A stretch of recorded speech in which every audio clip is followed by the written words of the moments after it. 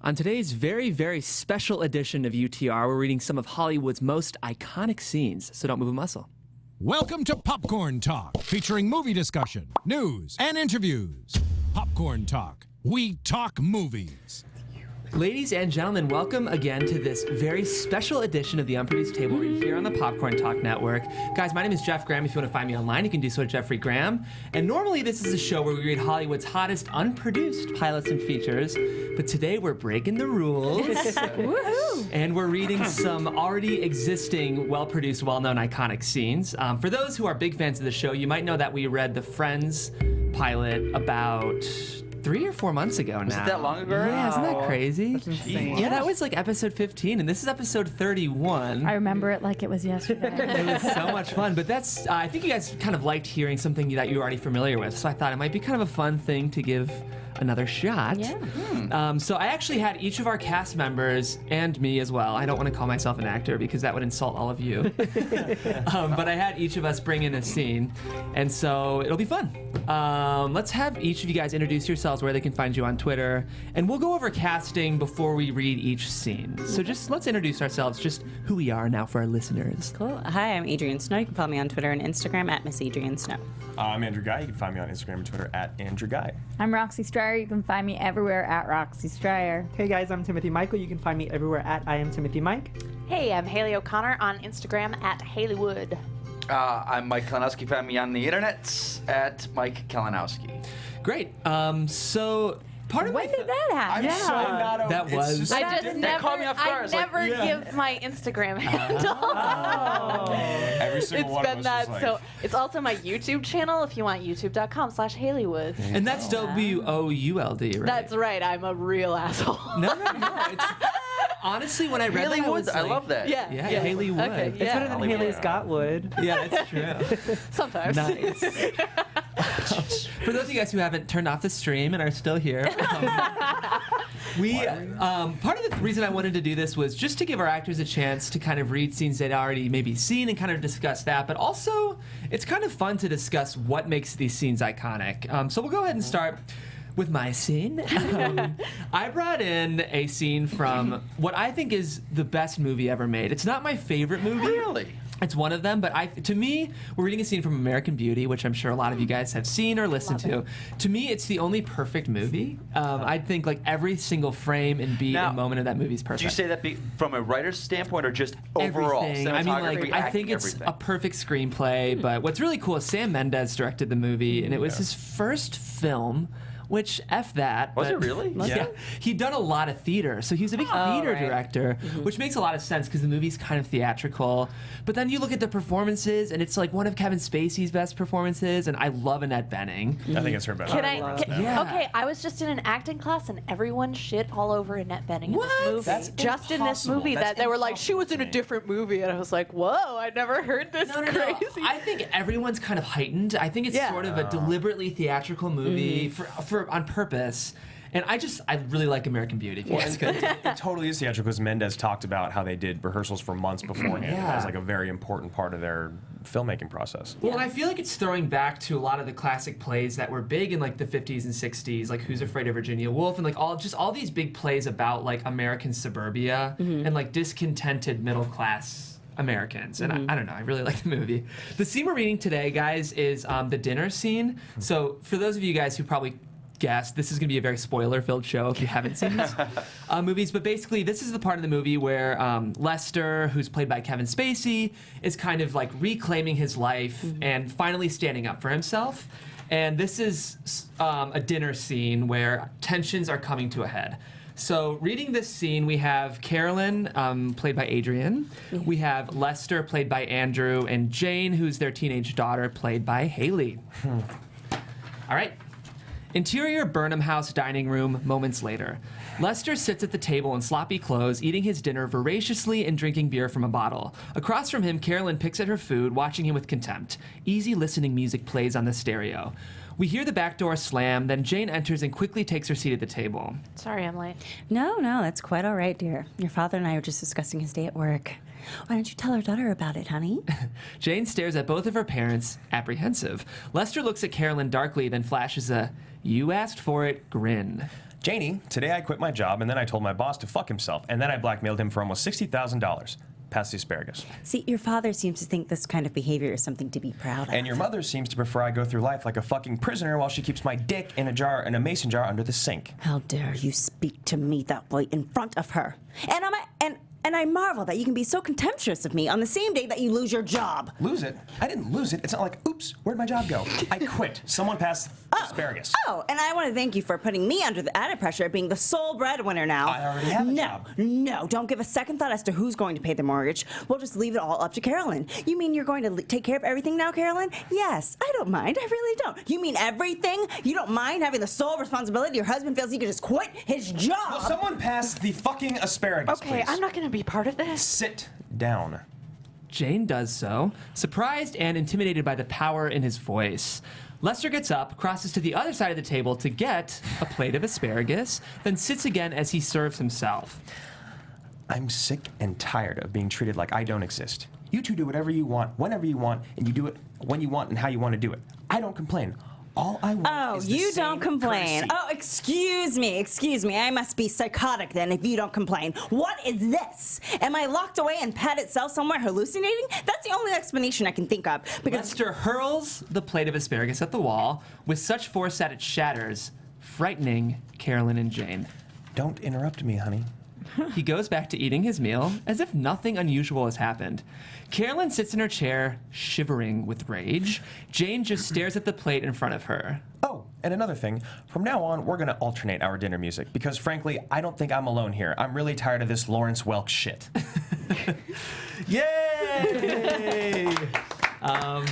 So part of the reason I chose that scene was because I feel like it's a very great embodiment of the movie, which I feel like kind of can handle like 4 tones at once in every single scene. Because what people forget, they think of it as this very serious American sort of drama, but it's also very funny. Yeah. Like I think it's like really playing with elements of satire, and I just think Carolyn and Lester have such an interesting. What do you guys think, having read the scene? How did you kind of feel about it? I forgot that it was funny, yes. And then also, but it's truthful because when people argue, like when I think back to any argument I've had with anyone, like randomly I'll just drop the most random joke in the middle of like screaming my head off at someone, and they'll like all of a sudden they'll have like this moment of like, did she just make fun of me? Did she just crack a joke? And so that's a truthful thing that I've done and I've seen other people do or have had done to me, of like halfway through an argument we'll just be like, you know what? And I hate your shoes. Yeah. Your shoes have always bothered me. And you're like, Yeah. what? And so, yeah, Very real. that was truthful. I was just intimidated. I think this is the most intimidating scene in the whole package. You're welcome, guys. The weight that's carried behind this and the performance in the movie and all that. I was just excited to do it, and I think that like his what is the word I'm looking for? His like he's just so disconnected. His like he just doesn't give a shit about anything. And I just love it. I love how little he cares, and you can just tell in exactly the way he says stuff. Because I think we've all been there when you've like been in a situation where you care a lot, and then one day you're like, nope. Yeah. I just don't give a shit anymore. And then this is how he acts, and I love it. Just watching it unravel. Yeah, like when I stole all that coffee from Starbucks and I lost my job, and then I was told I had to finish my job. Like I had to finish my shift out. I was gonna say, where's the to steal the Starbucks? So I was let once. go from the company, and then I was told that I wasn't supposed to know until like Monday, but I found out Saturday, so I had 2 more shifts. And that if I left, that I wouldn't get unemployment because I was let go. Yeah. And so I would just yell at people. I'd be like, what the fuck do you want? And people would be like, what? I was like, oh, I'm sorry. I have to stay here to get unemployment. I no longer work for this company. And people would be Wish I like, were there. oh, yeah. Holy shit. And people were like, oh, I totally understand. I'll just have a tall coffee. Get it? So that's definitely where you pulled from for this scene. Yeah. Cool. Well, guys, thanks. I thought you read that very well. Thanks for reading. For those who haven't seen American Beauty, it's very, very good. Yeah. Watch it. It's Alan Ball, who also created 6 Feet Under. He's such a gifted writer, and Didn't I it feel do- very Sorkin-y as we Yeah. were reading Yeah. it? Yeah. Like all those It's words. definitely. I mean, I do Similar think upbringing. sometimes the movie kind of feels like a play that was put on film. Yeah. but which not in is- a fences kind of way. But not in a exactly. Whoa. No, real talk. Real talk. I think like there's enough choices that really make it justified to be put in, especially those like dream sequences. Yeah. And I just really like American Beauty. So very well read, guys. Sam Mendes first? Yeah. I think it was his first movie ever. That might not Directed? be true. I don't know, but I mean, it's just. Yeah. Come on, To see movie him trivia, then do man. that- I know. I don't know. That's what I'm asking. But Is then that to a see rough- this, but then to see him do like Skyfall. I know. Yeah, You're just but I like, think he had been interesting a career. how much he grew in that short of time then. Yeah. he'd been a theatrical Yeah. director for A lot of Shakespeare. years I at think that he had done point. like a lot of Hamlet. Yeah. He There's did This really little thing right cool here ta- that I could look it up on. Yeah, I'll absolutely. check it. Look that up. But even Mendes will do things in the movie, like when Lester's at his computer in his office, the data on the screen looks like prison cells, like it looks like prison bars, and I just think like there's so many moments and specific choices made in that movie with directing that I just feel like, and writing and performances that like everyone can learn from. Yep. I just think it's Only 11 films too. Yeah, he's a That's really it. interesting. a lot of directors. When you go and look at their actual credits, it's like, oh, they've only done 5 Yeah. films. And I love it this way. I guess for me, I remember Chris Cooper and Yeah. his stuff. Yeah. He's Oh, amazing. man. It's Yeah. heartbreaking. Oh that god. Oh, when and you that scene. find out. Oh, It is like that's what I'm loving. you don't picture, you don't think of that. Yeah. You go from laughing to crying alternately. And there's this scene with, sorry, this will be the last thing I say, but when Carolyn, I don't know if you guys remember, I Selling will the clean house? this house today. I And will she's sell like, this house. Yeah, I will sell this house. Yeah. That's the best scene for me in that And movie. then like the family leaves and they don't buy it, and she like slams her head against the window and starts sobbing, and you're just Wow. like, Incredible. yeah, I just find that movie kind of jaw dropping. Yeah.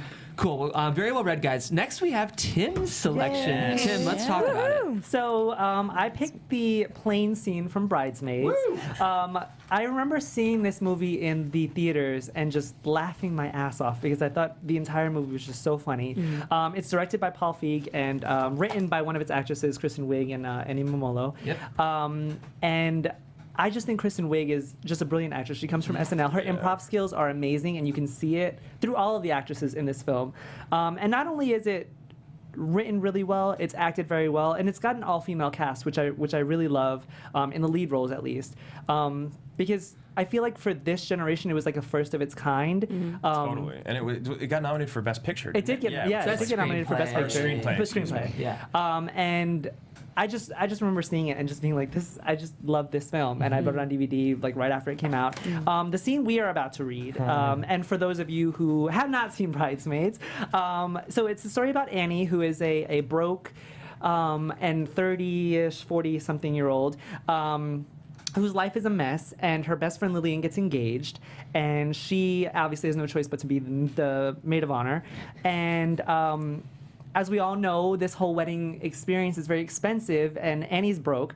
So what happens is Lillian ends up asking another female who is named Helen to be in the wedding as well. And Helen's rich. She's got her whole life together. So she's pretty much the polar opposite of Annie. And in this scene, they are headed to Vegas to celebrate their bachelorette party. And Annie is stuck in coach because she can't afford first class, and she's trying to sneak into first class. And it's literally one of my favorite scenes. So for cast, I have Becca is going to be Andrew. And this is another thing that I loved about this, is that this whole project is we can gender bend. And I think it was appropriate. It's not something that you're like, oh my God, that's supposed to be a woman's role, because it's really not. I mean, I think anybody could play these roles. Becca is going to be Who Andrew. was Becca in the movie again? Becca was the Annie, or Ellie Kemper, right? Yes, Ellie Kemper. Okay, right. And then Kimmy Schmidt? yes, Kimmy Schmidt. Kimmy Schmidt. Rita is going to be Adrian, who is the sex crazed one with the teenage boys. I looked it up. Okay, good. Annie, I will be playing Annie. Helen will be Roxy. Helen is the one. Rich AF. Yep. Lillian will be played by Haley, my BF. And then the male flight attendant, aka Steve, aka Stove, will be Stove. played by Mike. Oh my God, I love Hey, Stove. hey. All right. Excellent selection. I also love Bridesmaids. Yeah, thank you. And I'm really excited to dive in. Great. Are you guys all ready? Yeah. Do it. Interior first class day. Becca and Rita are drinking. So you don't even have sex anymore? Oh no, I have sex constantly. The sex is constant, but he hasn't kissed me in 5 years. What are you doing when you're having sex then? Oh, I'm just thinking about other things and wishing it would stop. Sometimes I just want to watch a Daily Show without him entering me. Helen and Lillian are drinking champagne. The curtain sweeps open, and a drugged Annie comes sauntering in. And then we're going to the MGM Grand Wet Republic Ultra Pool. The people from the real world go all the time. I'm so excited. Annie pops up next to them and she rubs Lillian's head. Hey, buddy, how you doing? Annie gives her a big druggy smile, then leans back on Lillian's chair. I'm good. I'm so much more relaxed now. Thank you, Helen. I just feel like I'm excited. I'm relaxed and I'm ready to party with the best of them. And I'm gonna go down to the river. Wow, it looks like someone is really relaxing now. What are you guys talking about up here? We're going to a restaurant tonight. I know the owner. Oh, you too? Oh, Helen. Woohoo. Helen knows the owner. Big whoop. Hey, Annie, let's go take a nap. What do you say? Steve, a male flight attendant, appears. Miss, you cannot be up here. Oh, hello, Grandpa. I'm sorry. I just want to be up here with my friends. I'm with this group. Yeah, can she just stay up here for a while? The sign's off. No, coach passengers aren't allowed up in first class. It's policy. Sorry. Gosh, this plane is very strict. Welcome to Germany. Okay, I'm gonna go take a nap. I think that's a good idea. Gonna catch you on the flip side, motherfuckers. I'm sorry. I'm leaving. Annie sweeps open the curtain and she steps into Coach. This should be open. It's civil rights. This is the 90s. Right, it's not. You're in the wrong decade. You are. Okay, right, I am. Holy shit, what did you give her? She looks at Helen, who shrugs like, I don't know what's wrong with her. Interior, first class, moments later. Annie comes back into first class, wearing sunglasses, and sits down next to a man who looks like Enrique Iglesias. Miss. Oh no. It's not me. Yes, it's you. Please go back to your seat. No, I'm with him. I'm Mrs. Iglesias. No, you're not. You're just up here and you put on sunglasses. Out. No, I don't wanna. Lillian and Helen get up from their seats. She can have my seat. Everyone should experience first class in their lives, and I don't want Annie to miss out just because she couldn't afford a ticket. I'm afraid it's not allowed, ma'am. Help me, I'm poor. Please.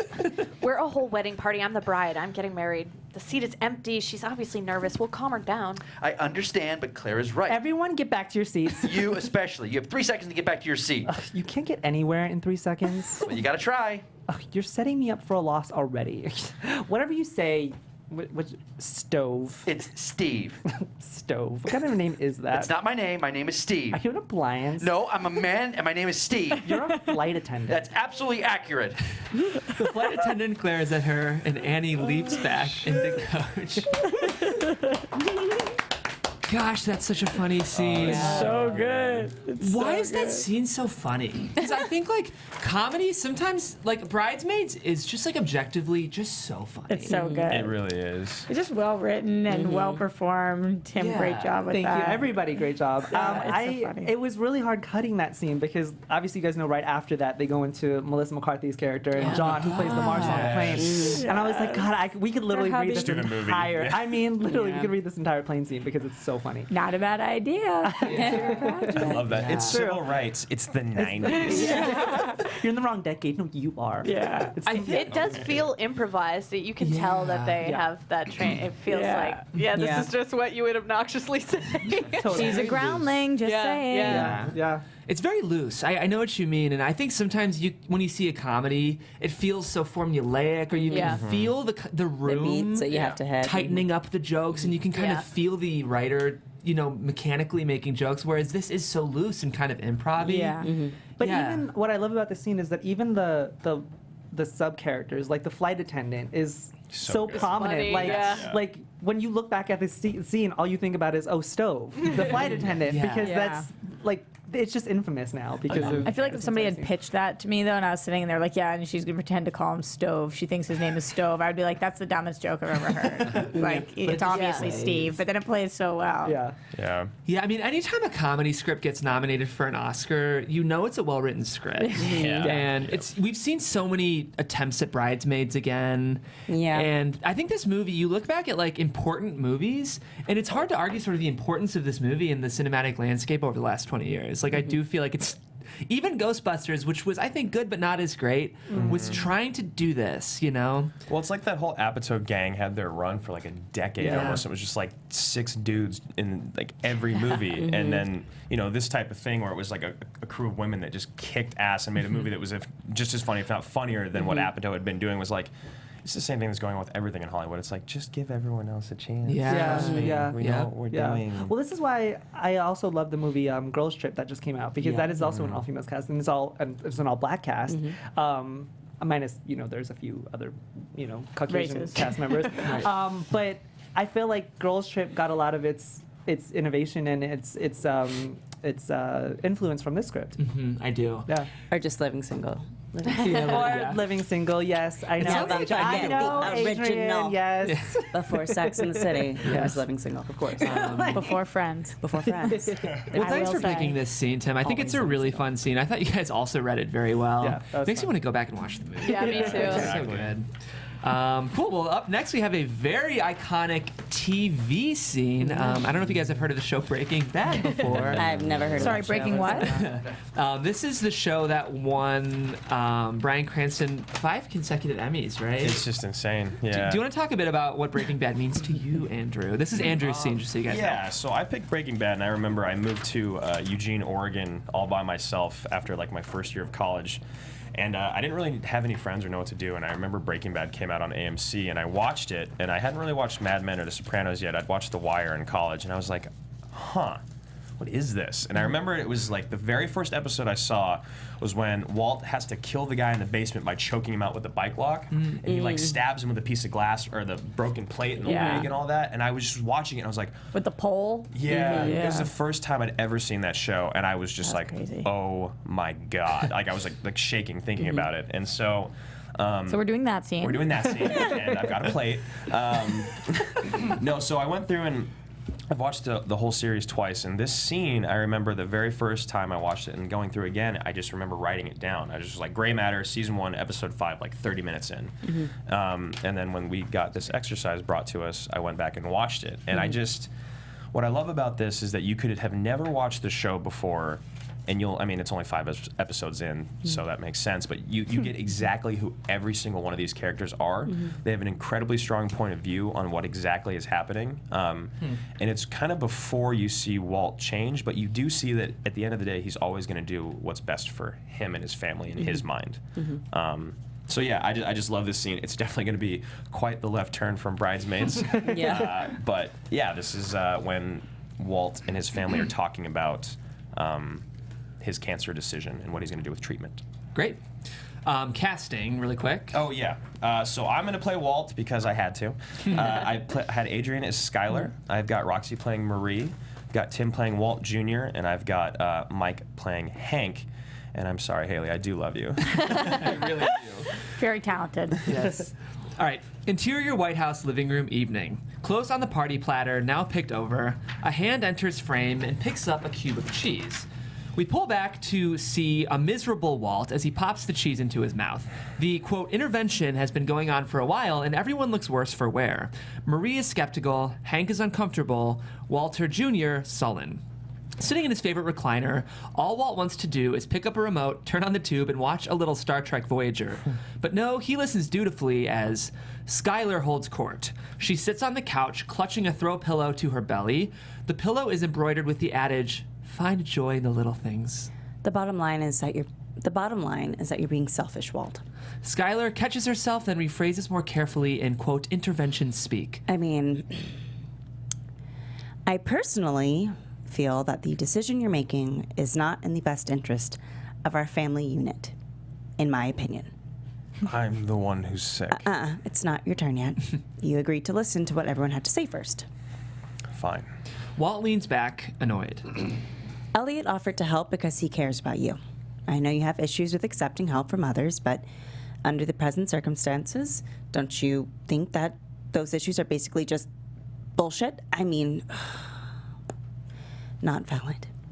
A beat, everyone's looking at Walt. Am I allowed to answer? No. Here's how I see it. You're drowning in the ocean, and someone throws you a life preserver. It's a no-brainer. You grab that thing and hold on till you get to shore. You don't say, "No thanks, I'd rather sink and get mauled by sharks." Silence. We get the feeling Skylar's been rolling out the metaphors for hours. Okay. I guess we can start going around the circle, and you're all important part of this family, and Walt should know how you feel. Hank, let's start with you. Shit. Hank was just grabbing some grapes from the platter. He reluctantly puts them back. Okay. Well, Wait, take the talking pillow. Skylar passes the embroidered pillow to Hank, who awkwardly places it on his lap. He turns to Walt, struggling to think of something meaningful to say. look, buddy, I don't know. I don't tell you often enough, but I care about you, a hell of a lot. And this whole cancer thing, let's face it, you got dealt a shit hand of cards. Marie's got a tight-lipped expression, like she just knows Hank is going to say something stupid, but Skylar gives him an encouraging nod. But sometimes your luck can change. I can't tell you how many times I started with a shit hand and ended up with a full house. The key is to hang in there and keep placing your bets. Marie rolls her eyes. Hank, what the hell are you talking about? Oh, come on now, let him speak. That's what we're here for. Go on, Hank. A beat while Hank tries to come up with some more bullshit. Okay, well, look at it this way. It's the bottom of the ninth, bases loaded, you're up. But you got a bum arm, and you know you can't hit a homer, so you either let the pinch hitter take the bat, or you can hold on to your pride and lose the game. You get what I'm saying? Walt, brow furrowed, shakes his head. Nope. Hank exhales. The poor guy's working up a sweat. You got your pride. I get it. You want to take care of everything yourself. But you don't have to, pal. We're all here for you. And if this Daddy Warbucks wants to chip in, well, I got to agree with your old lady on this one. Take the money and run. Hank slumps down in his seat, out of gas. He holds up the talking pillow. Somebody take this, please. Skylar takes the pillow and offers it to Walter Jr., who's been silent and glum this whole time. Walter Jr., I know there's something going on up there. Now's your chance to spit it out. I have homework to do. You can do it later. Left with no words, Walter Jr. accepts the pillow. He stares down at it, brooding. Go ahead. Tell your dad how you feel. Okay, I'm pretty pissed off. Tell him, not me. Walter Jr. looks at his dad, and it all comes pouring out. All the anger he's been bottling up. I'm pissed off at you. Because you're a coward. You get cancer, and 2 minutes later, you're ready to give up. What if you'd given up on me? Remember when I could barely stand, how you helped me every day till I was able to walk? Remember how hellacious that was? And you were scared of a little chemotherapy? Despite Walter's stubbornness, this gets to him. It's heartbreaking. Everyone is quiet, absorbing this. Then Marie takes the pillow and turns to Walt. I think you should do whatever you want to do. What? You wanted us to be honest about our feelings. Well, this is honestly how I feel. Walt's the one with cancer. This is his decision. It's not up to us. Thanks a lot, Marie. Nice ambush. Hey, I wasn't planning on agreeing with Walt, but after hearing all of you talk about his future like he doesn't even have a say in it. He's not going to have a future if he doesn't get the treatment. Easy for you to say. You're not the one who has to do it. I'm a medical professional. I see people in this situation all the time. Some of them don't want to spend their last months dying slowly in a hospital, picked over by doctors, unable to get out of bed or go to the bathroom by themselves. Is that really what you want for Walt? Swayed by this argument, Hank raises his hand. Can I take back what I said before? I agree with Marie. Walt wants to die like a man. Skylar panics, realizing that all of this is backfiring on her. I don't want him to die at all.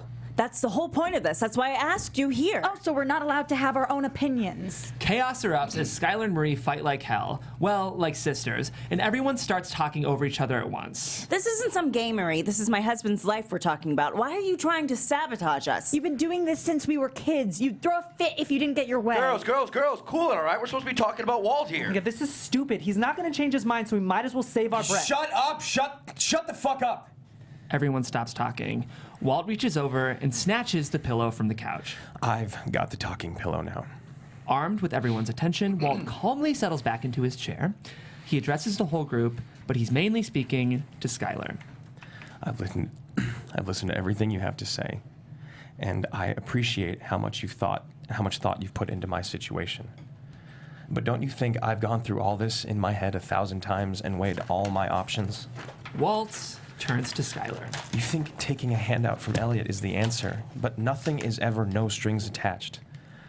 I'll never be able to pay him back, and after I die, you're going to be indebted to him forever. Do you really want that hanging over you? I don't care about that, Walt. Well, I do. And I would prefer to die holding my head up high rather than eating shit. Please stop talking about dying. Why? That's what this is all about, isn't it? You're trying to delay the inevitable by putting me in some experimental treatment that may not even work.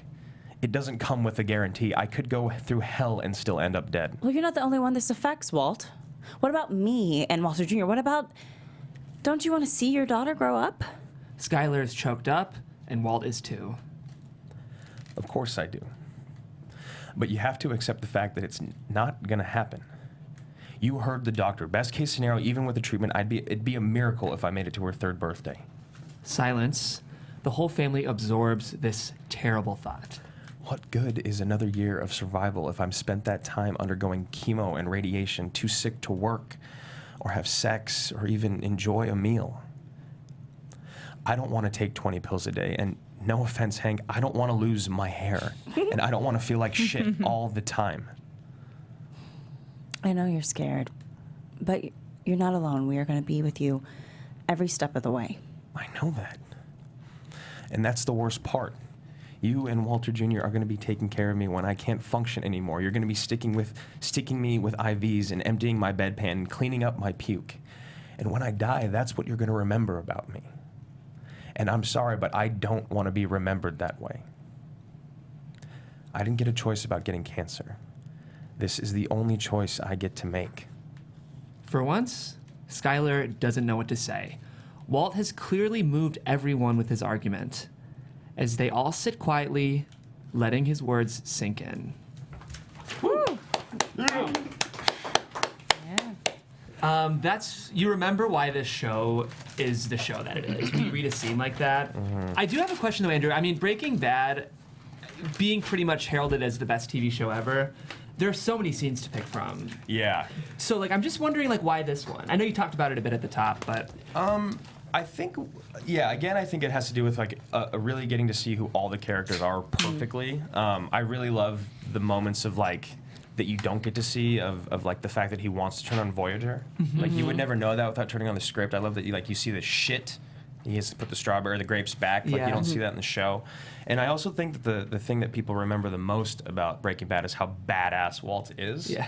And this is a completely different side of him being a badass. This is not him being a hardcore, gangster. This is him just being I don't have a choice in anything in my life but this one thing, and I have to do it this way. And it's just a really cool side to him, I think. Has anyone in here not seen Breaking Bad? I've seen the first season. Really? You haven't? Yeah. What were you going to say, Mike? I'm interested. Well, I was going to say something. I follow a lot of writers on Twitter, just for my own. They're so good on Twitter, the writers. And everyone unanimously will say, because there's a lot of people ask them questions, and they'll do question series, and they all agree that if you want a look at the best written pilot, it's Breaking Bad. Yeah. It does everything a pilot needs to do, but not in a formulaic way. And I think that is so great. So that to me, but I've never seen the show. I know I need to, but it's one of those shows. That is one of those ones. First 2 seasons, no one really followed it. It wasn't until 3 or 4 were kicked in, and so at that point I was just kind of well, I'll let it finish at this point, and I'll go back at this point. Yeah. So it's just a matter of finding the time. What did you think, with no context really? I knew exactly the scene. I knew it's so much in our world of the show of what it is, the culture. Yeah. I think what I loved about this scene is that it puts a new face on cancer. And I was going to pick a scene from 50-50, the movie 50-50. Oh my God, I love that movie. I know, I love that movie. Just because of the cancer aspect. And I just feel like cancer touches everybody's life in some different way. And I loved that this shed a kind of different light and a kind of different choice on cancer. That's a really good point. Yeah, Breaking Bad is so interesting because it's just so complicated. I mean, it's a straightforward idea for a show, but it's one of those shows, and I think Thrones can be this way too, where you change your mind about the characters every episode, and sometimes you're so mad at Walt because he's being so selfish. Yeah. But again, in this monologue, everything, all of your sympathy and pity goes to him. Yeah. Now, do you guys know? Was there any hesitation on the part of when they were casting this with Bryan Cranston? Yes. Because he was Malcolm in the Middle, so, right? Yeah. I know the story about this, and it's great. But Vince Gilligan cast Bryan Cranston in an episode of X-Files back in the 90s. Yes. And he never forgot his performance in that because he had to play a sympathetic monster, white supremacist, basically, yeah. And so, it's he has a bomb in his heart, and it's like a ripoff of Speed, kind of, but it's just his body that's a bomb. But he never forgot him. And so when it came time to cast for Breaking Bad, his only choice was Bryan Cranston. And everyone was like, the dad from Malcolm in the Middle. Like, no. But did he ever go? Did he ever go? It will work because if you see the transition with this character, he is that Malcolm in the Middle character, kind of. I think what to he go actually to what he became. It's Yeah. like, I think it works so good. I think he pushed more the episode of X-Files because I've seen that episode of X-Files, and it is something to be said about Bryan Cranston that he can make somebody who is a villain and somebody who is not by any means likable in that episode. Like you can become understanding of him because he says racist crap throughout the entire episode, and you're like, ugh. but you still like understand like why he's doing the things he does in terms of the context of the episode. For sure. Yeah. So I think that pushed it more than Malcolm in the Middle, at least for him to get the actual audition. I didn't even know he was in that movie. Yeah. Or TV show. Yeah. I couldn't help but kind of feel the influence of American Beauty on this scene. Did any of you guys? Maybe it's just we just the read family it. drama. The family drama. I know I'm bringing it up again. But didn't you feel like there was some satire in here too of like the talking? Yeah. girl Oh, and, yeah. Like, it's my turn. Like I just kind of felt like the suburban family, and maybe it's because I'm from the Midwest and this is just what we do. But it's like the passive aggression repression of what you really want to say. Yeah. And like there's some like Breaking Bad was sometimes very funny. It was very funny. It's very funny show. what's Not a the- comedy, but the fly episode where it's just like Yeah. them stuck trying to kill a fly. Did you hear what's happening with the house right now? No. The people that own the house have erected a 6-foot house? fence, the Breaking Bad house. A 6-foot fence around the house because people go up and throw a pizza on the roof of their house from that episode. To this day, they're still doing that. Wow. Yeah, it's never ending That's if you hilarious. own like an iconic house. Poor people. Yeah. But yeah, I just feel like that's a very funny parts of that scene. Oh, it's a Yeah. hilarious Yeah. show, like throughout, and that's what the satire and like the talking pillow and all that. It's just perfect. So thanks for reading that for me, guys. Everyone did great. Yeah, good job, Andrew. It was fun. Up next, we have Roxamillion scene. This is a show I also People have called me that my whole life. I don't know whether you knew that or you just I threw just that found in it there. today. Yeah. Give us the tea, Roxy. So I think this is probably it's between me and Adrian for this one, but the least iconic of the scenes. I didn't pick something because it was iconic. I picked something because I loved it, and because I thought that you guys would nail it and could see these people being cast in these roles. Even though we are gender bending a little bit, bender gending.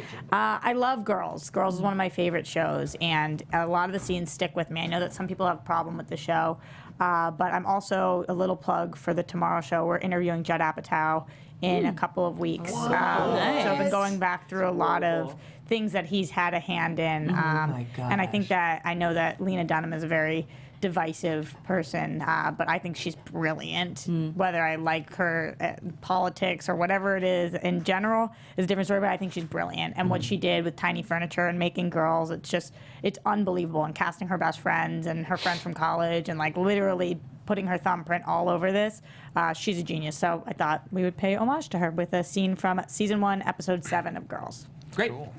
Casting really quick. Yeah, the casting on this one, I'm going to play Hannah, which is Lena Dunham's character. Adam Driver's character, who's also named Adam, is going to be played by Andrew, and Marnie is going to be played by Tim. Awesome. Exterior train tracks, nighttime. Adam and Hannah sit on the tracks. You okay? Hannah picks up her phone. It's Marnie, her best friend. Hello. Where are you? Like a fucking heap of trash somewhere? I don't know. Send me a drop pin. Okay. You okay? Be a lot more okay if you leave me alone. I'm sending a drop pin. Okay. Taco told me you're an alcoholic, I don't drink. No. but you're like an AA. That's a whole thing you never told me. It's been a part of my life since I was 17. It's a big part of my life. Yeah, I mean, I guess if you're drinking, you can't steer your sinking 4th of July boat, but you never told me. You never asked. Was I supposed to fucking guess? Because you don't really seem like you're in recovery from much. I mean, I think you might be a sex addict. You're right. I may be. Again, that's shit you should have shared. You never asked. You never asked me anything besides, does this feel okay? Or do you like my skirt? Or how much is your rent? I'm not gonna fucking talk your ear off about shit you don't ask about. You don't want to know me. You want me to come over in the night and have me fuck you or fuck the dog shit out of you, and then you want me to leave and write about it in your diary. You don't want to know me. Do you ever even think about me when I'm not there? See? Marnie pulls up in a car. Step away from her. Who are you? I'm her best friend, and I will not hesitate to press charges if you don't step away from her. I know all about you and your sick instincts, okay? And I'm not scared to be very clear with people about the kind of man that you are. I'm so fucking out of here. Adam walks away. Oh, that's a real change. I'd never expect that from you. You sound like a school teacher. Yeah, well, enjoy going through life as yourself. Wait. Hannah. Hannah gets up and brings Adam his backpack. Your backpack. Thanks. Hannah. Look, kid, I don't know what you want from me. Do you want me to be your boyfriend? Is that it? Do you want me to be your fucking boyfriend? Woo! Just so you guys know, it hard cuts to all three of them in the back of a taxi with the bicycle sitting in front of them. That's the next Yeah. shot, which is just Yes. great. This is kind of where their relationship changed. Like it's one of those things where they've been fucking the whole time, and it's like you think that they probably treat each other like crap, and it would never go anywhere, and then they're the will they won't they for the rest of the 6th season. So Do they? this is they. Watch the show. It's kind of spoilers, but they at some point they definitely do. But then at other points they definitely don't. One So, thing I yeah. really liked about this scene was a lot of people accused Lena Dunham of just writing a character that was just her and putting it on screen. But that felt like a totally different reading of the show, and it still worked very well, which I think speaks to the fact that it's a well-written show. Yeah. Go No, ahead. please. I would love to hear. Why did they? What was the problem with it? If it was just writing yourself. Well, what's wrong? I think that a lot of people, so like she's naked for 50% of the show, and a lot of people were like, this is her letter to Hollywood about who she is and how she's not going to be ashamed of who she is. And like the promo for the show, season 1, was this girl saying like, I'm 15 pounds overweight and it's had my whole life is dependent on that, or whatever it is, and she's like naked looking in a mirror. So people were bothered that like she wasn't maybe that talented of an actress, that she just wrote herself and put herself in something. But she's very different than this character, because you watch the character completely change from season 1 to season 6. Yeah. I think in the final season, she really is herself by the end of there. But when we start, I don't think this was her. And it's also just growing up. Like, you know, I'm not going to sit here and be like, I'm a Lena Dunham fan. I'm not. But there's something to say about people get older and people change. If you run into, 22-year-old version of yourself, that person is not going to have much in common with the 30-year-old version of yourself. Right. Sure. So I get that. And as for her, like, writing herself into stuff, I mean, Woody Allen. Yeah. Okay. Yeah, right. Yes, right. Yes. I just think, and I'm with you, Adrian. Like I go back and forth, and she says some things that really piss me off, that are so inappropriate. But I do think that she deserves credit where credit is due, because it's like it's insane. I mean, she created Adam Driver's career, period, Yeah. which is like he's going to be one of the biggest stars of our time, I He's think. on Star Wars. He is. And then with her, and then putting Mamet's daughter in it, all of them, the girl who was also in Get Out, Brian Williams' daughter. yeah, Allison Williams.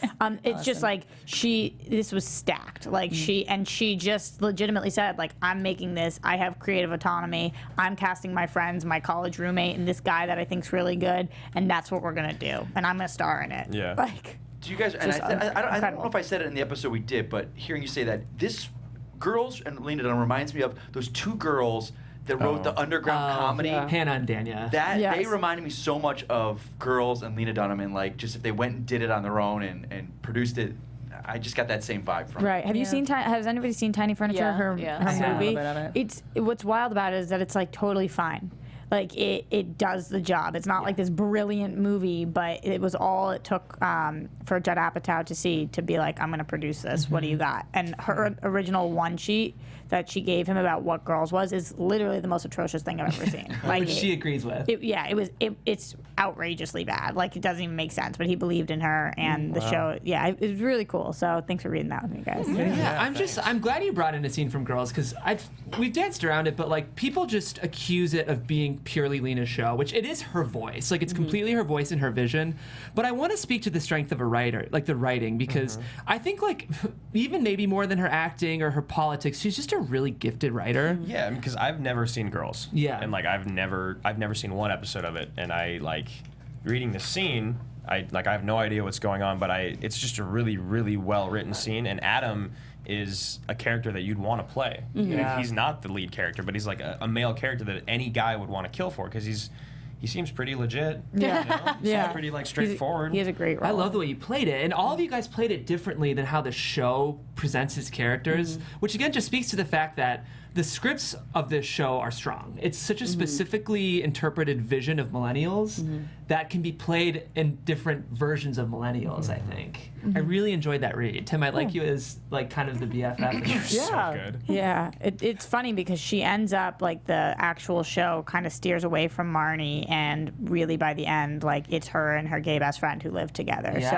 I feel like that if this scene was then, it would have actually been him. It could have been Elijah. Yeah, You're right. exactly. Yeah, it's like, yeah, well, enjoy going through life as yourself. Yeah, It's just beautifully well Yeah. done. The show can be so funny. And like Rox, I'm used to Hannah being a little more self-pitying and a little more contained, but I think I liked the aggression and unawareness you brought to it. I just think it speaks, these characters are on the page first, and there is room for actors to interpret these characters how they want. Yeah. I think that's why I love this project, because we can interpret these how we want to. Yeah, Exactly. That's cool. Andrew, as if someone, do you have opinions about Girls at all? No, I don't really know enough about it to have an opinion other than like I know that I should watch it. Well, Like, some of it, people at hate least. it. That's what, like a couple comments you guys have said where she's gotten so much flack for this. I don't understand if this is a girl that had a voice when created her own project. Like I think that's the You know what I whole thing think? of I an think actor is like if people are not creating the work you want to see or you're doing, go do your own thing, and Yeah. she did that. Mike, Yeah. I think what you just Why said, is that like a you just said it, problem? it's a girl. If it was a man, Yeah. there would be no, there would be You're like right. no, Yeah. like look at Judd Apatow, or look at the guy who created Mom. I forget the writer who created Lorre. Mom. Chuck Lorre. I mean, these people write their own voices all the time, but nobody says anything. But once a woman does it, it's completely And different because story. it was successful, they have a problem with it. Is that what it is? Like, I'm like, I think people have a problem with her. She's very accessible in terms of like has books, a podcast, all this stuff, and she says things that are extremely divisive, like "I wish I had an abortion" while she doesn't have she's a child. not playing by she, the Hollywood rules. right. Of, So she Yeah. says things that could be taken offensively, but I think she's brilliant. Like I think she's an absolute genius, and we'll be seeing more projects from her. But also, like she had a couple episode arc on Scandal, and she did a great job there. I think horrible wig. Sorry. Yeah, that oh, was it's that was terrible. awful, but it was a different kind of role. I think we'll see what she can really do, but as a creator more so than as a performer, that's what I'm saying. I think she's that She gold. did that. I was like, Yeah, it's pretty awesome, and she's super young, and that kind of thing hadn't been done before, and this is Yeah. a whole different show. I think Lena Dunham like is the perfect embodiment of what people both really admire and really make fun of about millennials. Like I feel like she's just like the embodiment of kind of like what people think the millennial voice. She's the voice of a generation. It's kind of similar to It's Always Sunny. In this, do you watch It's Always Sunny? I've seen it. In the sense that like you hate every single character on the Yep. show. Like there's You're the worst. There's so many non-redeeming characters that it's like, why the hell am I watching these characters that I hate? But it's because the show's so good. So people had a problem with that too. okay, interesting. Yeah, any last thoughts about Girls? No? I think it really opened the door for, at least in terms of HBO, to take chances on other people's work. A lot of web series after Girls. I've seen 2 minutes of Girls, and I was just like, it's just not for me. And people were like, well, why? You know, it's like representative of women. And I was like, not this one. And I was like, and that's fine. It's not even about. It's just like I come from a different income and different lifestyle, and that's fine. It's just not. I don't have any interest in it. It does have similar problems to Friends. It's like Exactly. 4 white, rich-ish white. people in New Yeah. York. Like, yeah. And not everyone, like, even if I'm certainly not poor, but, you know, I understand what it is to be broke consistently. But at the same time, I think that because they pulled her work and did that. That's why you have things like Insecure or Brown Girls, which is a web series that's coming to HBO, or High Maintenance. Maintenance, yep. So Broad that kind City. of opened the door of HBO Shit, to Broad a City? chance. Okay, that's what I was gonna ask you. Yeah. Broad City as well. That with show I that. love. Yeah. So that kind of, and Always Sunny in Philadelphia was also like a really just one-off thing. I so. heard that that it's like, you know, when people say it's this meets this, that Girls is like now the new standard, that like 50% of people who are pitching shows are like, it's blah blah blah meets Girls, Yeah. you know. So Brown Girls. Yeah. It's girls with brown people. The green light. She's made a stamp, a very tangible stamp on the entertainment industry. Yeah. Good choice, Rox. Like 30. Yeah, I she's think 28. 31. Oh, really? No, we're the same age. She's 31. But HBO greenlit this show when she was 23, which is just like, there's no denying her Unbelievable. giftedness. Yeah. Yeah. Yeah. So cool. Well, great choice, Rox. Very well read. I really enjoyed it, especially as a fan of the show. It was fun to see it feel a little different. So, good job, guys. All right, Adrian. Yes. I know very little about what you're presenting. So. Love this movie. So this is one of all my movies like that I consider to be iconic are things that like everyone else hates. So like I love Batman Returns. I don't care what anyone else thinks. I love Dirty Dancing, Naked Gun. Like those are my go-tos. And Naked Gun. the one we're reading is Hot Fuzz, and it's not iconic, but for me, it's one. I'm rarely fooled. I usually figure out what the big catch is of a movie or the big mystery of a movie early on, and so I came into this, saw it as a 2-for-1 thing at some movie showing where we watched Shaun of the Dead and then Hot Fuzz, and the whole time I was like, oh yeah, like it's just like Skinner's the killer. He's like a crazy serial killer. So it's about this sergeant who has to move to the country because he's too good at his job in London. Like the opening shot is him having to sit down. Making us all look bad. Making us all look bad. And so they actually fire him or make him transfer because he's just too good at his job. And they send him to the country where like there hasn't been a recorded murder, and I say that very clearly, a recorded murder in like 20 years in this town.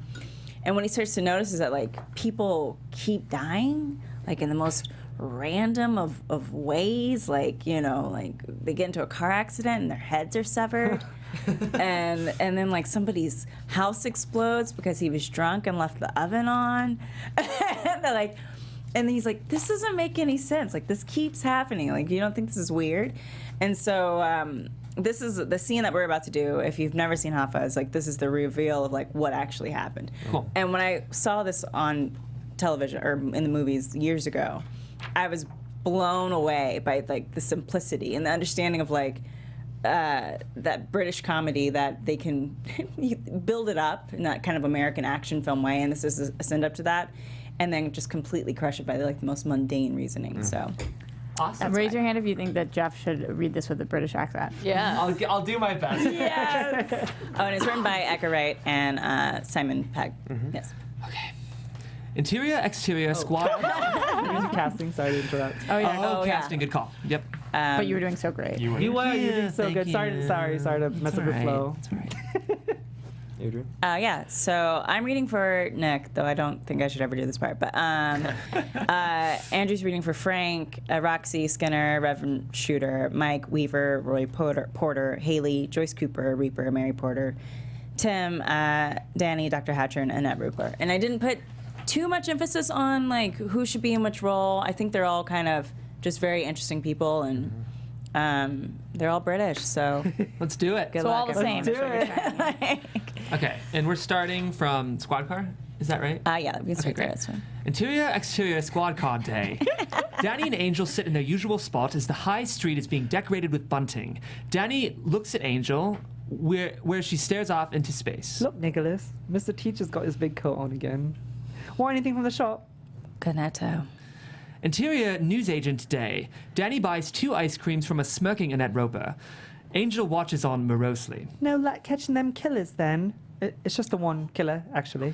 Exterior square day. Danny throws some change into the fountain. They get into the squad car, licking their ice creams. Annette's words echo in Angel's head. No luck catching the killers, then. Licking his ice cream, Angel ponders Danny's response. It's just the one killer, actually. The words resonate. Angel stops eating his ice cream and his eyes go wide. What's the matter? You got brain freeze? No, I got brainwave. Get us back to the station now. Nanny starts the car whilst trying to finish as much of his ice cream as he can. He clutches his head in pain. Exterior station day. The squad car screeches to a halt in the car park. It's more than one person. Come again. More than one killer. It was Skinner a minute ago. Maybe it still is. Maybe he's not alone. Maybe there are others. Who exactly? I don't know, but we're buying cornettos and suddenly it hit me. You're an exceptional officer, Nicholas. Truly exceptional, but I've seen this before. Sir? Sergeant Powell, he was exactly the same thing. You've come from a city where there's danger around every corner and it's driven round a bend. Angel visibly sags. He becomes listless and compliant. Yes, sir. Listen, I'm due at a function in about half an hour, so do yourself a favor and sleep on it. If you feel the same way in the morning, I give you my word we'll get right on it. Thank you, sir. Exterior station day. Angel leaves the station, and Danny follows, confused. What happened? What's going on? Nothing. I'm gonna go back and crash for a bit. Oh, okay. You need a lift? No, I could do with a walk. Angel walks off, feeling guilty. Danny looks forlorn. Exterior Sanford High Park dusk. Angel trudges home, and the street is festooned with bunting. Interior Swan Hotel. Thank you, everyone. Interior Swan Hotel Reception. Reception, There's dusk. typos. Angel slopes through the hotel reception. It is empty. A new Romeo and Juliet poster shows understudies, Greg and Sherry, smiling as the male and female lead. Interior Swan Hotel corridor, dusk. Angel takes out his key, and he notices his door is ajar. The door, UFBO2... Oh, no, flies open. Flies open. Anytime it says that, it's just FL, sorry. Okay, no worries. Yeah. The door... I was so earnest. Flies open. A huge cloaked figure lifts Angel off the ground and throws him inside and slams the door shut. Interior Swan Hotel bedroom, dusk. Angel hits the wall with a thud. He gets up and throws several punches at his attacker, but stops, clutching his injured hand. The figure picks Angel up in a bear hug, and Angel struggles, pulling the assailant's hood off to reveal Lurch. They look at each other for a second, and Angel brings his fists down on either side of Lurch's hand. Lurch drops Angel holding his hands. Angel kicks Lurch in the balls, and he barely winces before hurling Angel across the room into a painting of a castle. His notebook drops off onto the floor. Lurch lumbers toward him, and Angel grabs the cuddly monkey and throws it in Lurch's direction. Lurch catches it and is momentarily charmed, hypnotized by the monkey's cute eyes. A whistle from off screen. Lurch turns to see Angel upright, brandishing his beloved pot plant. Playtime's over. Smash! Angel hits Lurch across the head, destroying his peace lily in the process. Lurch drops, his walkie-talkie clatters to the floor, crackling to life. Michael? Are you there, Michael? Is everything okay? Angel speaks into the walkie-talkie with a thick brogue. Yarp. Sergeant Angel has been taken care of. Yarp. He's not going to get back up again. Narp. Good. Proceed to the castle. Angel looks to a castle painting on the wall. He pulls out his phone and dials. You've reached Frank Butterman. Please leave a message after the beep. Frank, the shit just got real. Skinner just tried to kill me. He's going somewhere. The castle, I think. I'm going there now. I don't know who to trust. It's Nicholas, by the way. Angel turns to see Danny at the door and jumps a mile. Danny looks at Lurch sprawled among the pot plant debris. Oh my God! What happened to your peace lily? Danny, stay here. Watch him. Call your dad. Tell him I was right. What are you gonna do? I'm gonna bust this thing wide open. Nicholas? Danny picks up Angel's notebook and puts it in his pocket. Thanks, partner. Exterior High Street night. Angel runs down the high street past a National Trust sign pointing towards Sanford Castle. Interior, Castle Ruins night. Angel approaches Sanford Castle Ruins, a dilapidated 12th century castle. It looks spooky in the dark. Angel hears voices coming from inside, and we hear chanting. Bonum Communitatis. Angel peers into the main hall and he sees several black cloaked figures standing around a large circular stone tablet. They hold torches under their faces. Angel makes out familiar faces under the hoods. We see Tom Weaver, whose words echo in Angel's head. I can see what the entire village is up to. Angel looks to see 12 walkie-talkies on the stone tablet. Got everyone linked up with the walkie-talkies so we can keep each other abreast of any misadventure. Angel sees Skinner under one of the hoods, and his words echo. How can I be in several places at once? We see flashbacks of Florist Chase, now with angles that we didn't see previously. A second cloaked figure outside the greenhouse, a third cloaked figure a third cloaked figure behind the hedge. Angel spies some of the other faces. Joyce Cooper, Annette Roper, James Reeder, Rev Shooter, Dr. Hatcher, Amanda Paver. We're basically just a group of volunteers who strive to keep the village just so. Angel's thoughts flash back to the fountain. We see Danny throw some change in, the penny drops, and we see the plaque. This fountain was generously restored with funds raised by F. Butterman, J. Cooper, Rev Hatcher, A. Paver. As the cloaked figures stop chanting and sit at the tablet, Angel is even more horrified by what he hears next. Quick announcement before we begin. Janet Barker has decided to call her boys Roger and Martin, which is lovely. The christening will be Saturday next week, and all are welcome. Tom?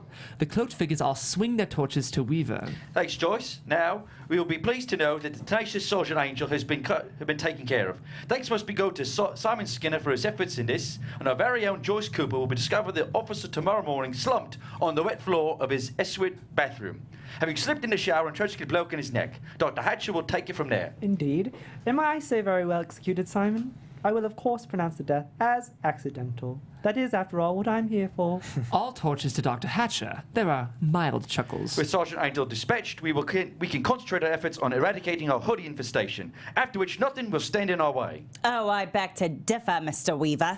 All the torches spin to the direction of the voice. Well, I see we have some visitors. Angel walks into the torch beams, warrant card aloft. Sergeant Nicholas Angel, Sanford Police Service. My, he is tenacious, isn't he?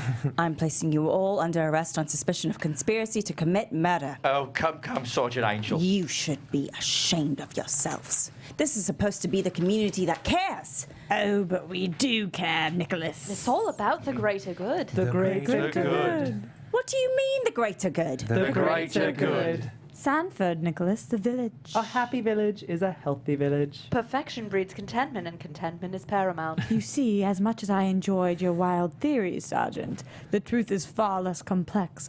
Blower's fate was simply the result of his being an appalling actor. There's a murmur of appalling. You murdered him for that. He murdered Bill Shakespeare. What? Oh, I see. We see flashbacks of Martin Eloa's dressing room. Murder.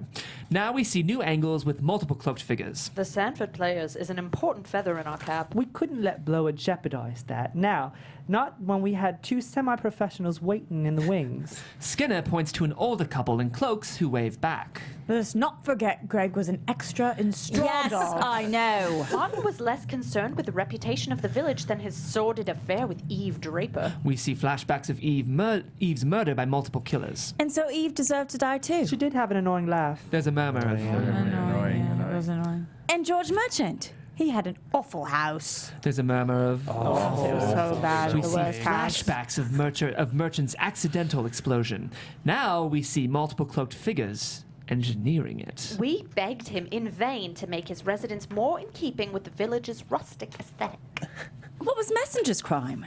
Tim Messenger's tenure as editor of the Stanford Citizen has been unbearable. Our once great paper had become riddled with tabloid journalism and dreadful punnery, not to mention persistent errors. He listed her age as 55. When I'm actually 53. The church roof was in need of repair, and the insurers wouldn't pay unless it was certified hazardous. Let's just say we killed two birds with one stone. Flashback Two birds, one of stone. multiple cloaked figures pushing the turret.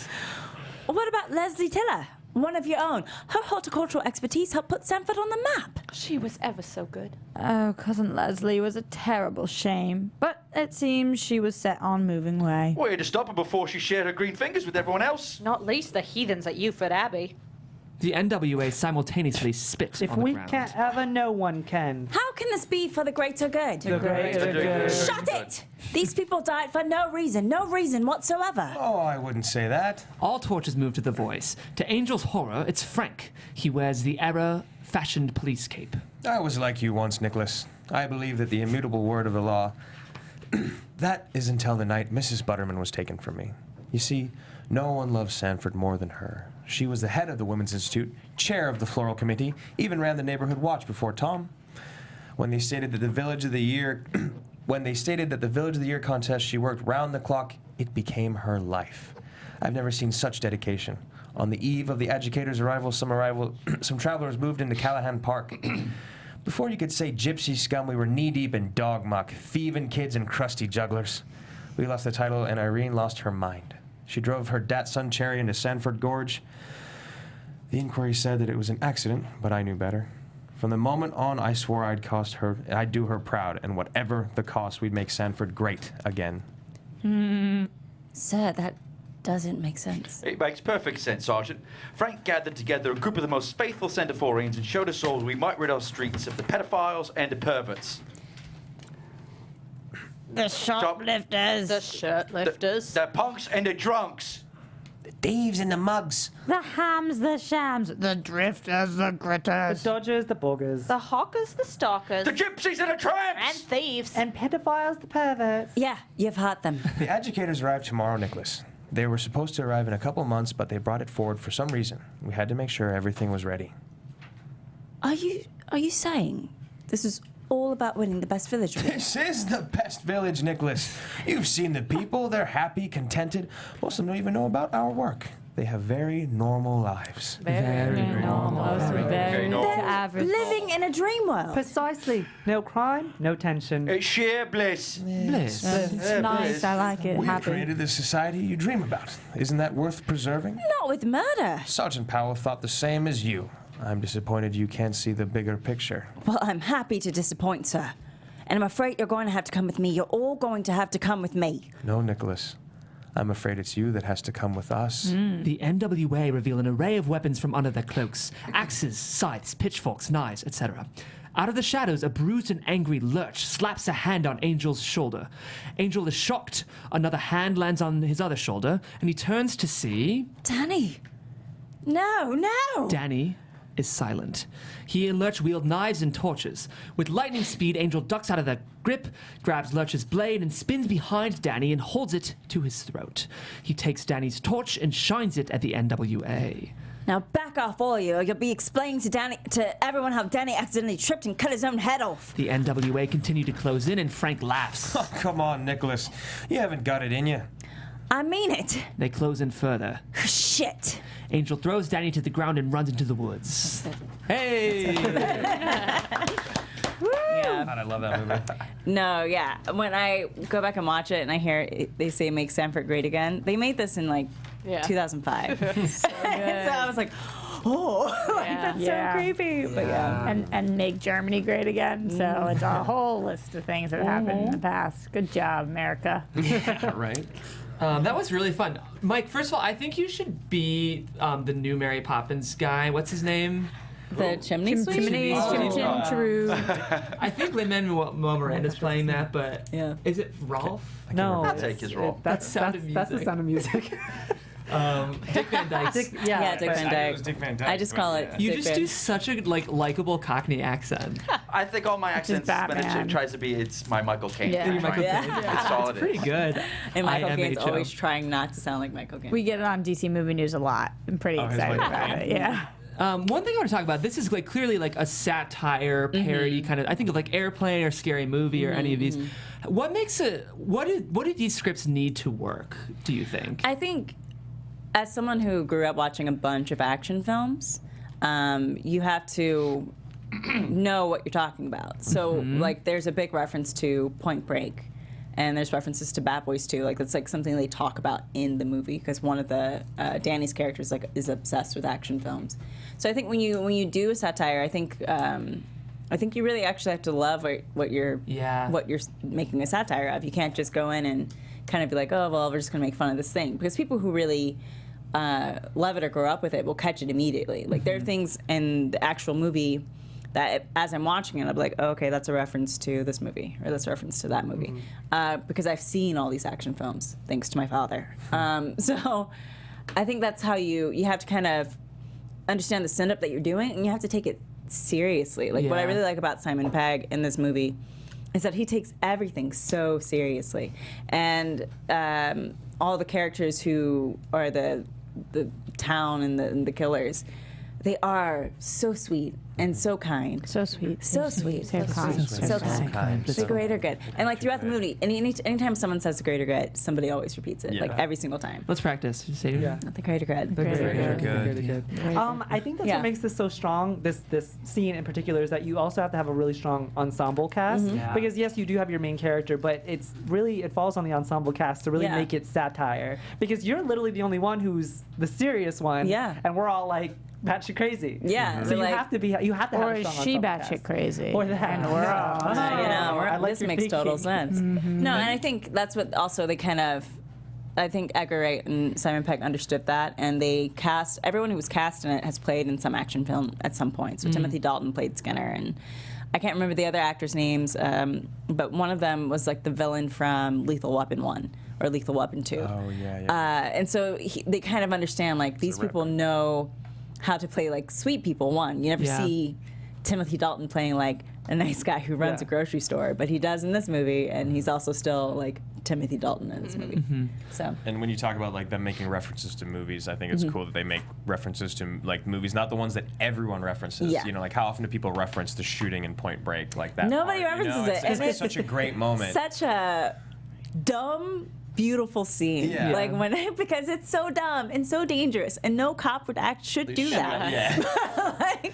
But like just that moment. I mean, Point Break is for like a '90s kid, one of those strangely iconic movies that you don't want to think of it as iconic as it is, but you know, because it's so dumb, like Roadhouse. But I have an appreciation that they have an appreciation for those films. Yeah, that's an important point. I think like in writing, it's important to have affection. No matter what the tone of your script is, you have to have affection for like what you're writing in the characters, or it just won't play quite right. Because even like in Girls, for example, those characters were kind of terrible, but you can tell Lena Dunham loved writing them. Yeah. So I think that's like such an essential part to a successful script. I think, have you guys seen the Book of Mormon, the musical? Yeah. Yes. When Matt Stone and Trey Parker were doing the tour for that movie, all these journalists were like, so you must hate Mormons, right? And they're like, no, we love Mormons. They're like, why would we spend 10 years of our lives dedicating all this work to a group we hated? Yeah. We And just the want to make Mormons fun of them. understood that when Yeah. they advertised in the playbill, the Mormon church. Yeah. So they were like, we get the joke. So funny. You need to have affection for the characters and people you make fun of, I think. Yeah, I think there's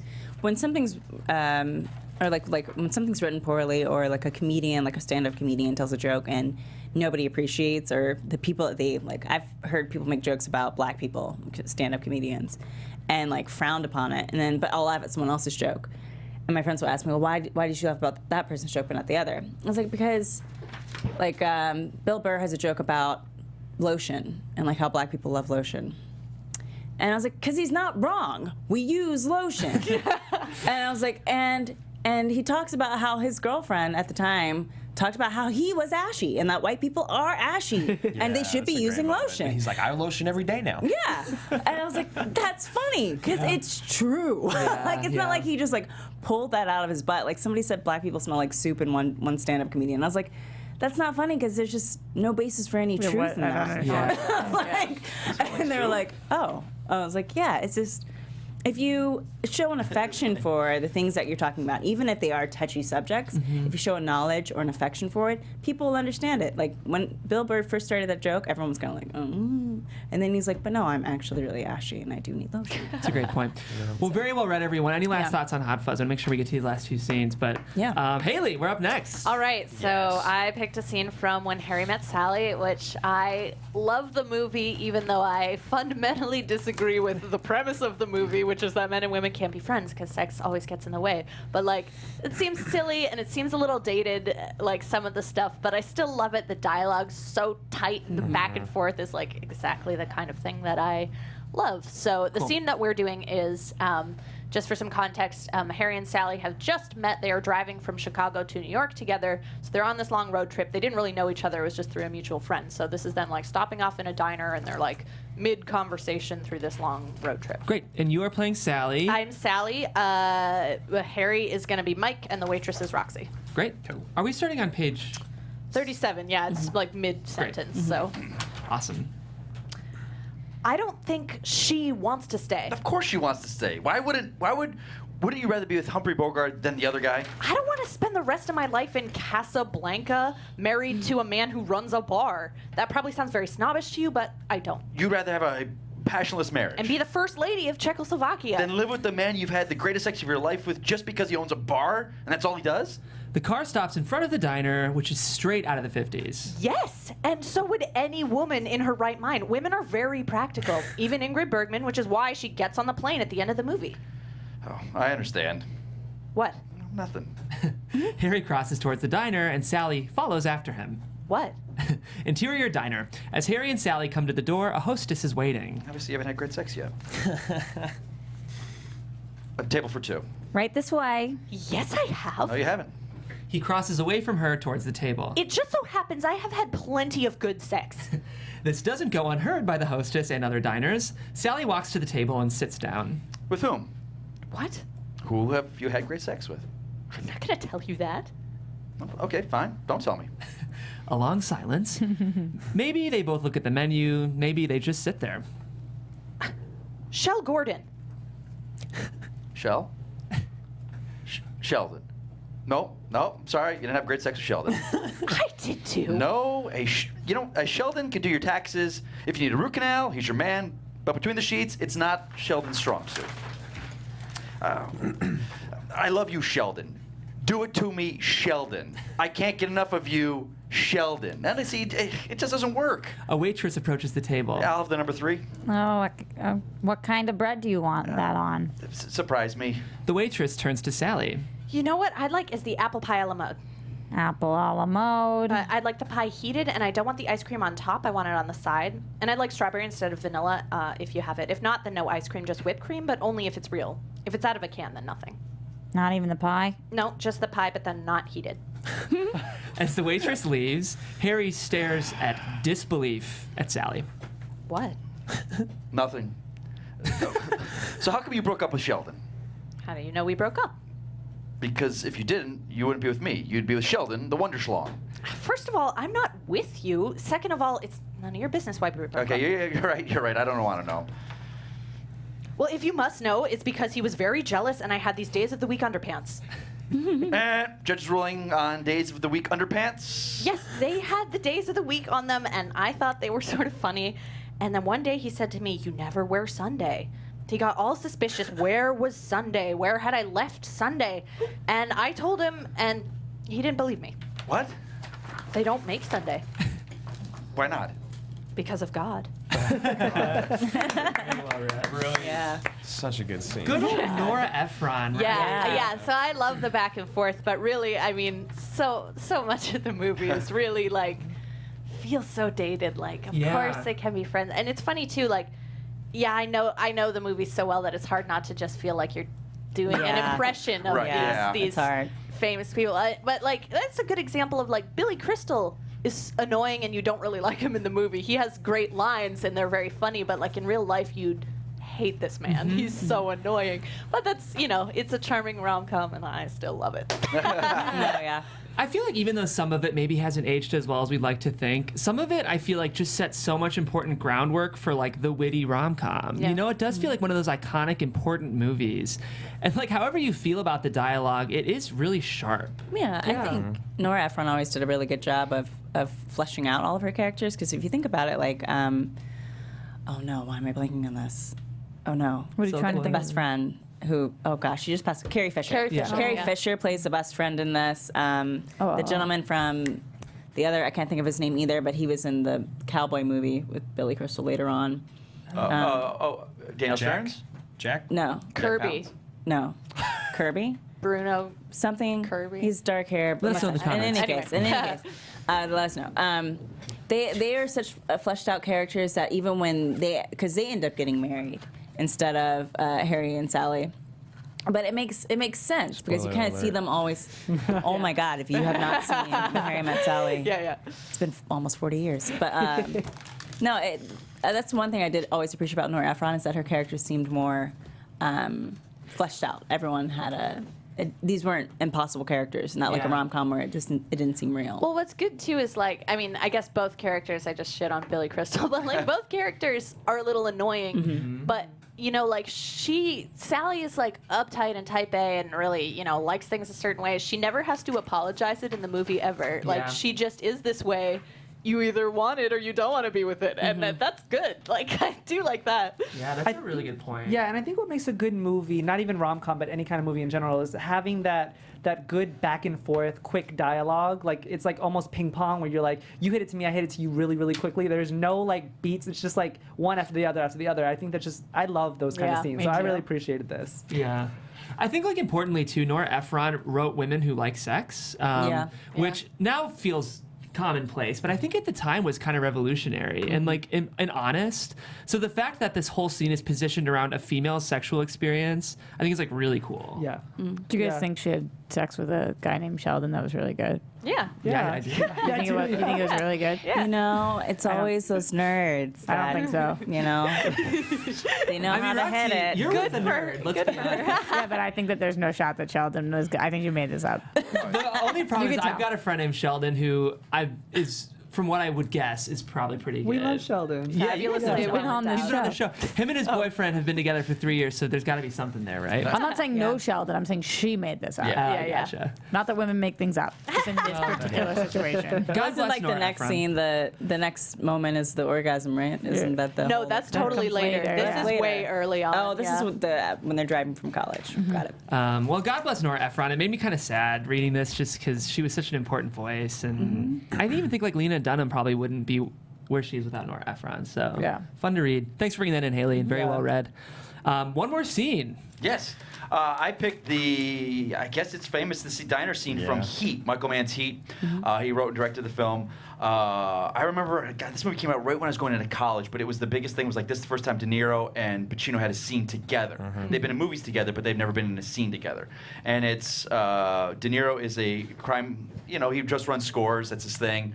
And Pacino is a LA detective, and there are these two trains coming on this collision to each other, and they can't find the guys, and they keep giving the runaround for the crews and stuff like that. So Heat's not one of my favorite movies of all time, but it's just Michael Mann and his love letter to Los Angeles, his films, absolutely. and just all his characters are so fleshed out. The way that they talk, it almost doesn't seem scripted, but it's just so. This was the scene of them two finally. He pulls him over. And he's just like, you want to get a cup of coffee? So it's these two. Yeah. He has nothing on him. He can't arrest him. But it's just there's this guy that knows is this murderer. Wow. And they're sitting in a diner. Yeah, I have a quick question. At the very bottom of the page, it's just the one sentence, right? It's not both of them? Which one? I'm sorry. The very first page that we're doing.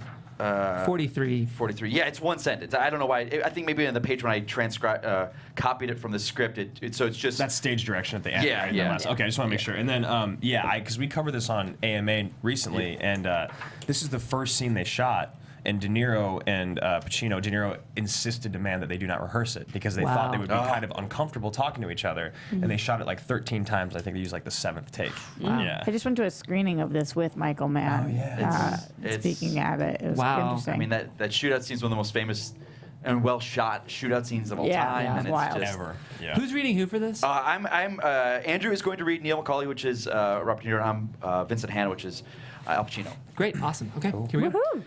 Exterior food stand, Hannah and Neil, night. At a table, headlights stream by to and from the airport. Business people, families going on vacations, people living normal lives who have never used guns to kill people, never experienced physical violence, some who have never been stolen from and never steal. Surrounded on all sides by this flow of normalcy.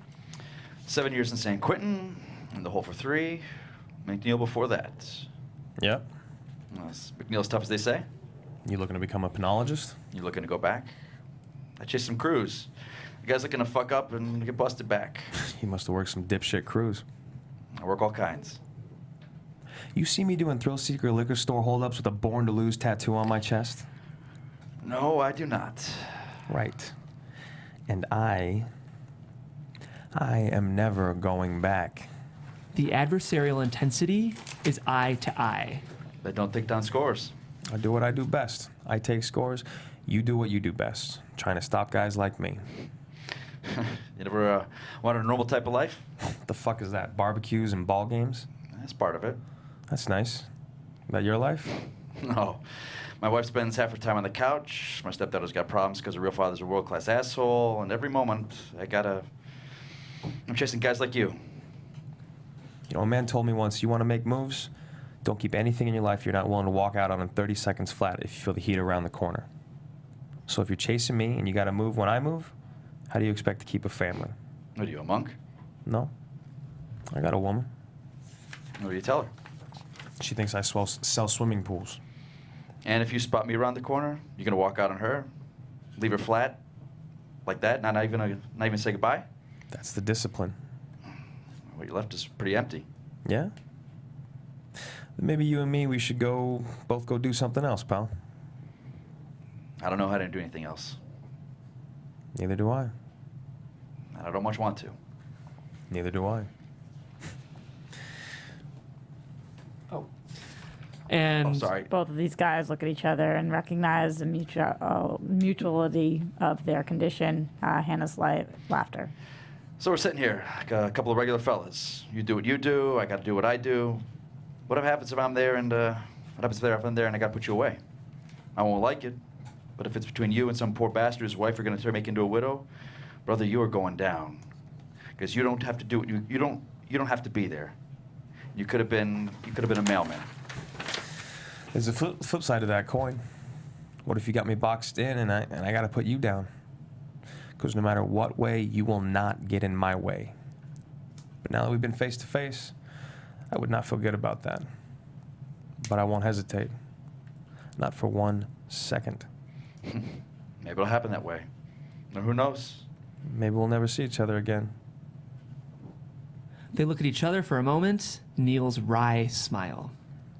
Can we have the bill? Nice. Sorry about the table directions there, guys. I was like that's all right.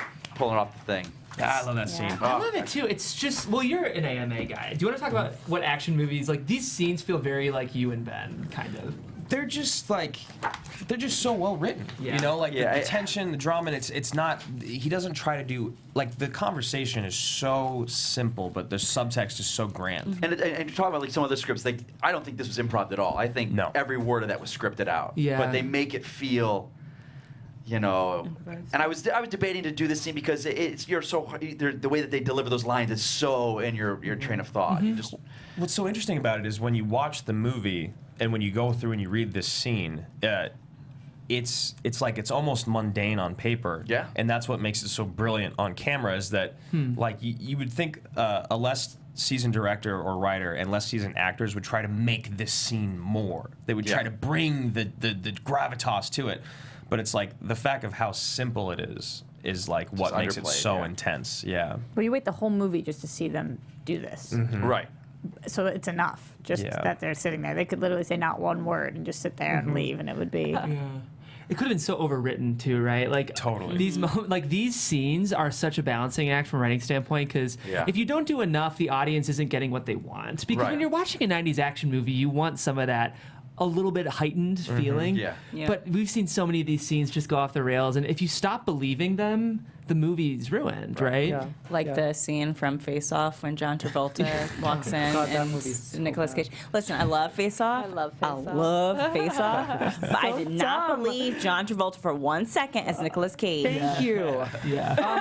I think what I loved about this is that you had some balls, Mike, to pick a scene with Al Pacino and Robert De Niro. I mean, you know, as actors, like we get intimidated by like if Roxy had to do a scene that was by Meryl Streep, you'd be like, oh my God, really? I have to do a scene by Meryl Streep? No. Like, there's just like these scenes that these actors. It wasn't even like I wasn't even gonna try. Like I'm not even thinking about. I just want to do this, get the scene, and get the words out. Yeah. because Words. It's such a good. Like Michael Mann. Like as I'm getting old. Like when I first saw that movie, and I remember the trailer, I expected more because I wanted more action. I wasn't old enough to understand that that's in LA, the whole lifestyle. But now that I watch like that and Collateral, like I was torn between this and Collateral, which to pick scenes from. So Yeah. But it is the way people talk. And you don't understand that as when I was a kid watching this movie, but now you see it, and it's just like, and how it affects everyone's lives, and how Robert De Niro does meet the girl and does leave her. He sees her and he just walks away from her. Yeah. It's just like, But they're also like the same person.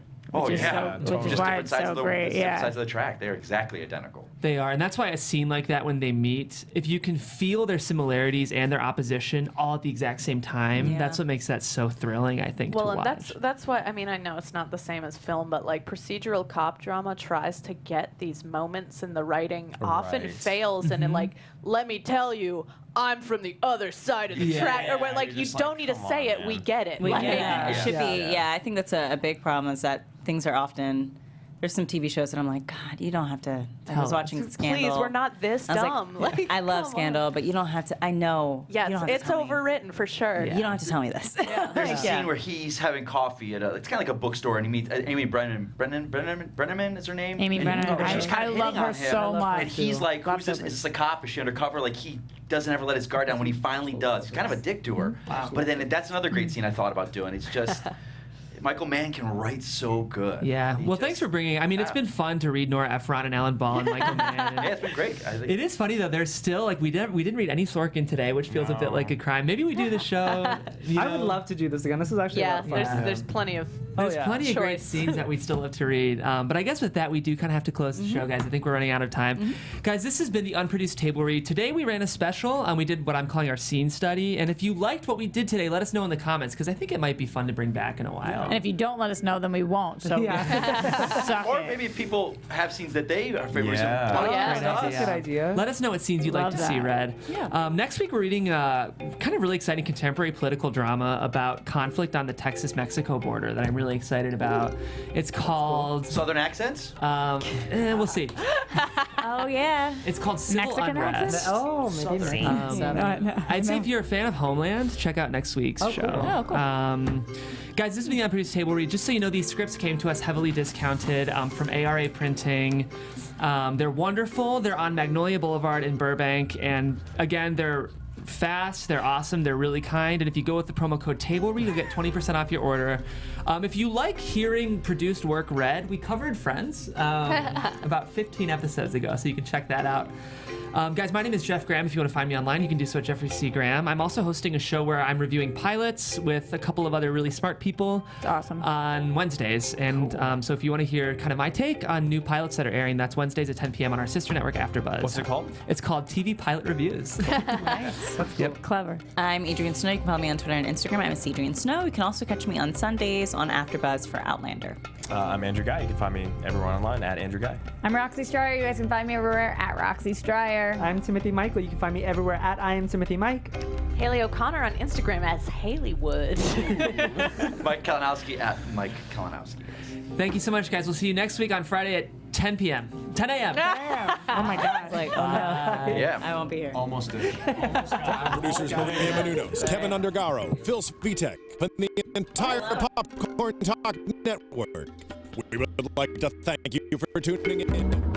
For questions or comments, be sure to visit popcorntalk.com. I'm Sir Richard Wentworth, and this has been a presentation of the Popcorn Talk Network. The views expressed herein are those of the hosts only and do not necessarily reflect the views of the Popcorn Talk Network or its owners or principals.